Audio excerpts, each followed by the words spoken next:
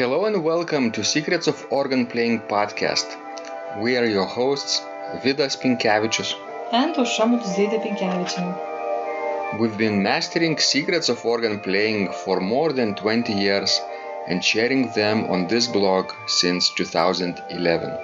On this show, which we create from our home in Vilnius, Lithuania, we strive to help you grow in every area of organ playing, including practice, technique, repertoire, sight reading, hymn playing, improvisation, composition, music theory, harmony, and many others.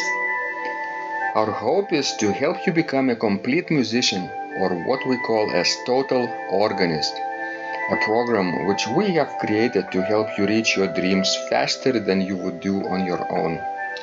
If you are new here, we invite you to subscribe to receive free updates of this blog at organduo.lt. By subscribing, you will also receive free video how to master any organ composition and 10-day organ playing mini course. And now let's go to the podcast for today. Hi guys, this is Vidas. And Usha.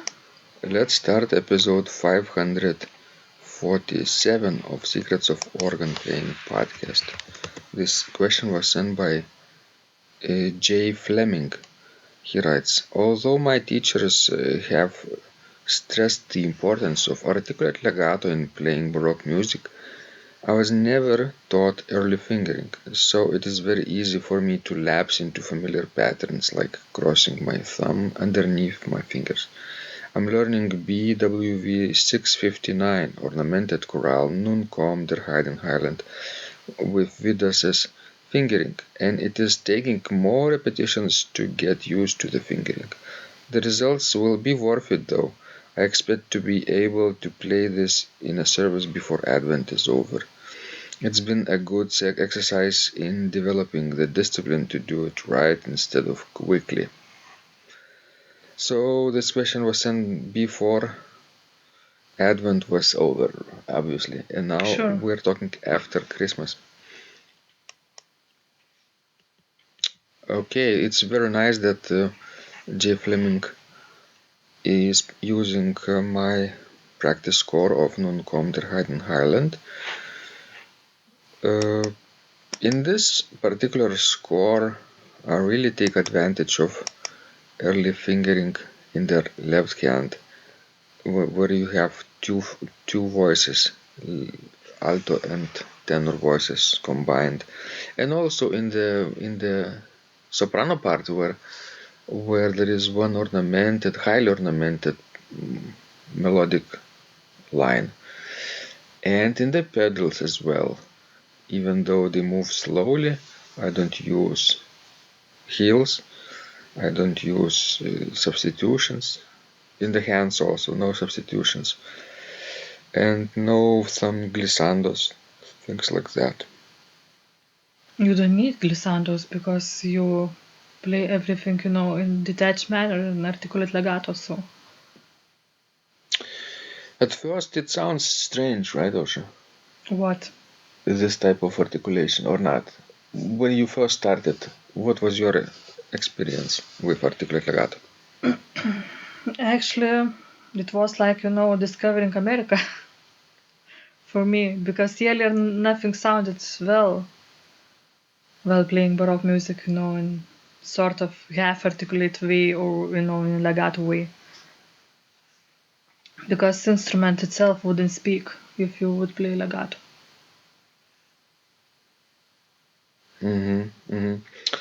For me, I couldn't discover this articulation for a long time, or even though my first teacher sort of taught me this, but it was very complex explanation. I couldn't get the basics right. And plus, of course, I was very young, and you had to understand something I don't think your first teacher understood, the manner of articulation very well too. Even in the Academy of Music, there was none that, taught articulation really well. We had some sort of, understanding about it, but incomplete and, insufficient and incorrect in many ways. Because if you would look at the Academy of Music, at all our professors, and you would look how we play the pedal, let's see how we are pedaling Bach, it's just horrible. Remember when we went to Eastern Michigan University and our professor Pamela Reuter-Finstra saw our score that we brought from Lithuania, and it was with the fingering and pedaling by your professor Leopolda's degrees. She just told to throw that score away right away and or never come back to it. Or put it into a museum of incorrect fingering. Yes. So basically. So I guess the right understanding of why this articulate legato and this early fingering and pedaling is needed came to me when I tried basically historical instruments and especially the pedal clavichord. Mm-hmm. Yeah, instruments themselves can teach you a lot, probably more than any teacher can. Although I understood the basic articulate legato principle easier, I think, when I started studying from Richie Stauffer method book, because he gives this exercise to play with one finger as legato as possible, but since you're playing just with one finger, it's not really legato. And then repeating the same articulation with all the fingers, sort of imitating. And then it clicked for me.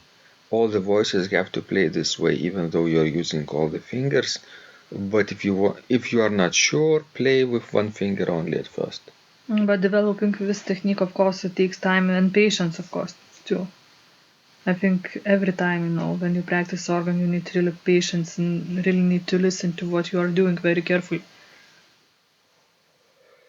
Because it's basically an art, to be able to play, Baroque, romantic, and modern music. Especially if you have to do that all in one recital. And if you're a beginner, those three styles can mix in your head, right? But it's very, I think, healthy to work simultaneously in three different styles: early music, romantic music, and modern music. Because the more you do it, the easier you can switch between them. Sure. Right? That's right. And the longer you play with one style, the more difficult it is for you to switch, right? Especially if you are a beginner, you get used to one particular style. Let's say you're playing Bach chorales all the time, or let's say short preludes and fugues from the famous 8th Prelude and Fugue collection, and you don't play anything else. And if you suddenly start playing a romantic piece or a modern piece, it doesn't feel natural, right? Sure. You have to switch, like between having 3 different cars or 5 different cars or 20 cars, the more the better. Then I would say it's probably not switching a car, but like switching from the shift stick to the automatic. But cars also are very different between themselves, between mechanical and mechanical, different models, right? So how your foot feels on the pedal is different. The wheel also is different, and the gears shift differently a little bit in each car. But car mechanics don't have any trouble because they have tried them all. Yeah. Alright guys, this was Vidas. And Ausra. Please send us more of your questions. We love helping you grow. And remember, when you practice, miracles happen. This blog is supported by Total Organist, the most comprehensive organ training program online. where you will find courses for every area of organ playing, including technique, practice, sight reading, repertoire playing, hymn playing, improvisation, composition, music theory and harmony, with hundreds of scores and thousands of exercises. Here is what some of the students are saying. Hugh writes, "The sight reading course has helped me tremendously. Thank you very much for your essays, courses, and all your help." Robert writes, "I found the fingerings, registration ideas, and general comments to be excellent." John writes, "I have found your download very helpful. It was really excellent. I have watched some of your teaching videos, and when I read your instructions, I tried to imagine you were teaching me. You may feel disappointed that I am 2-3 days behind, but I am a slow learner, and I have committed to taking the time to get it right, as you say. But the other night my wife commented that she had never heard me play such a detailed melody in the left hand so well. My left hand is generally poor." Robert writes, "It has been a great pleasure in my life of having discovered your courses and material as well as the YouTube work of recordings. You have a calm and pleasant way of teaching." Ron writes, "Hi Vidas and Osha, thank you guys. What a wonderful response to my email note to you. You've got me right, and I feel you understand my level of playing. Yes, at home, and lucky that I have an organ for that reason. I am paying attention to this, and I am going to try this haha no longer secret model. Yes, and I love Cesar Frank too. What is very nice about your blog podcast is that Osha and Vidas are like a Socratic dialogue, and by bouncing things off of each other, so much more information comes out and is expressed. Your comments contain a wealth of information and understanding. I really appreciate this. It is very inspiring and will keep us moving forward." Would you like to receive the same or even better results that our students are getting? If so, join them at organduo.lt/total-organist. And of course, you will get the first month free too. You can cancel anytime. Also, if you haven't yet subscribed to receive free updates of this blog, make sure you do that at organduo.lt. By subscribing, you will also receive free video, how to master any organ composition, and 10-day organ playing mini course.